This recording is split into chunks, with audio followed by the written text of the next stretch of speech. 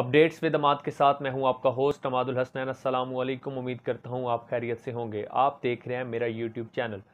آج کے اس ولاگ کے اندر ہم اہم موضوعات کے اوپر بات کریں گے۔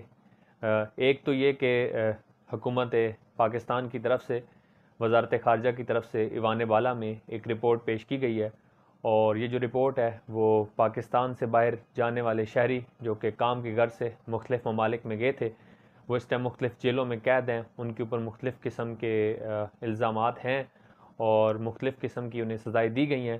ان کی ابھی تعداد آ چکی ہے کہ پوری دنیا میں کن کن ممالک میں پاکستانی قید ہیں۔ ایک تو ہم اس کے اوپر بات کریں گے، دوسرا یہ کہ کراچی کے اندر ایک مدینہ مسجد ہے جس کو سپریم کورٹ نے گرانے کا حکم دیا تھا۔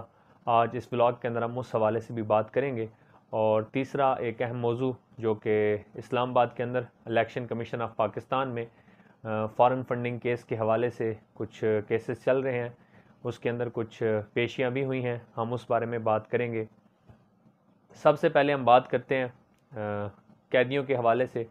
ابھی وزارت خارجہ نے ایک رپورٹ پیش کی ہے ایوان بالا میں، اور اس رپورٹ کے اندر بتایا گیا ہے کہ کتنے پاکستانی دنیا بھر میں مختلف جیلوں میں قید ہیں جو کہ کام کرنے کی غرض سے مختلف ممالک میں گئے تھے۔ تو آپ کو بتاتا چلوں کہ یہ جو اس ٹائم ٹوٹل ہماری تعداد ہے مختلف جیلوں کے اندر پوری دنیا میں، وہ 8,991 پاکستانی ہیں جو کہ مختلف ممالک میں کام کرنے کی غرض سے گئے تھے اور مختلف قسم کے جرائم میں وہاں پہ سزا کاٹ رہے ہیں۔ اب اس میں بتاتا چلوں کہ کن کے ممالک میں کتنے لوگ قید ہیں۔ تو سب سے پہلے ہم اگر سعودی عرب کی بات کریں تو یہ ایک اسلامی ملک ہے اور اس کے پاکستان کے ساتھ تعلقات خاصے اچھے رہے ہیں، اور اس سعودی عرب کے اندر جو ٹوٹل پاکستانی قید ہیں وہ 2,555 قیدی قید ہیں، اور یہ سب سے زیادہ تعداد ہے۔ یعنی پاکستان کے جو 8,991 قیدی ہیں ان میں 2,555 قیدی سعودی عرب میں قید ہیں، اور یہ سب سے زیادہ تعداد ہے۔ میں سب سے پہلے آپ کو یہ کمپلیٹ ڈیٹیل دے دوں، اس کے بعد آپ کو بتاؤں گا کہ ابھی ہماری حکومت کی طرف سے کیا کوشش کی جا رہی ہے ان قیدیوں کو پاکستان واپس لانے کی۔ تو سب سے پہلے سعودی عرب کی آپ کو بتایا کہ اس میں کتنے قیدی قید ہیں۔ اس کے بعد اسی طرح اگر ہم متحدہ عرب امارات کی بات کریں، UAE کی، تو وہاں پہ تقریباً 1,998 قیدی قید ہیں۔ یہ وزارت خارجہ کی جو رپورٹ ہے اس کے مطابق میں آپ کو یہ فیکٹ اینڈ فگرز بتا رہا ہوں۔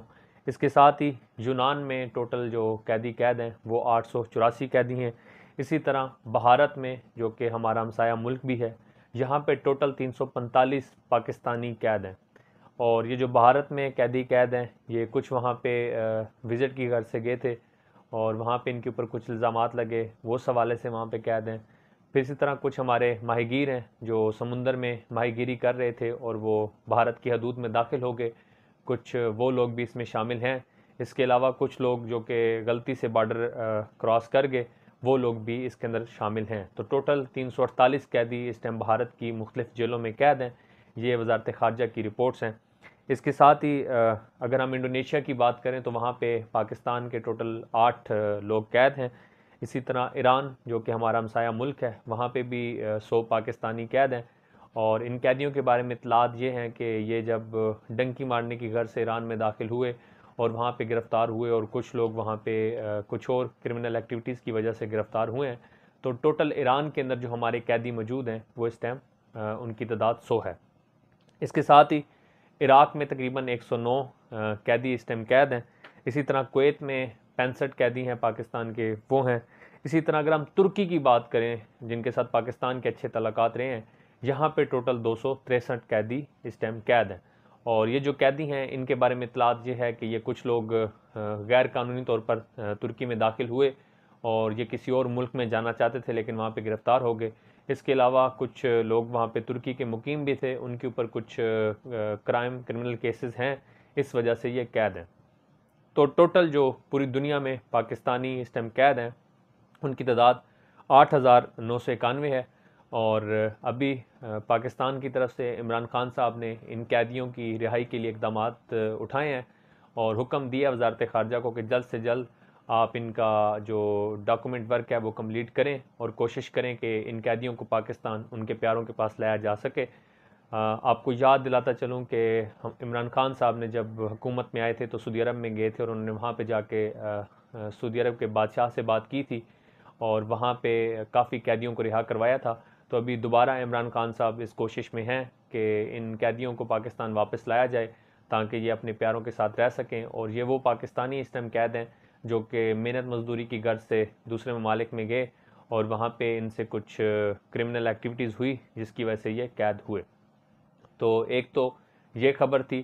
دوسری سب سے بڑی اہم خبر کہ اسلام آباد کے اندر الیکشن کمیشن آف پاکستان میں ایک فارن فنڈنگ کیس کے حوالے سے سماعت ہوئی، اور اس سماعت کے اندر پاکستان تحریک انصاف کی طرف سے اسد عمر صاحب پیش ہوئے جو کہ اس ٹائم پاکستان تحریک انصاف کے جنرل سیکرٹری بھی ہیں، اور انہوں نے وہاں پہ یہ یقین دلایا کہ ہم مکمل طور پر تعاون کریں گے فارن فنڈنگ کیس کے حوالے سے۔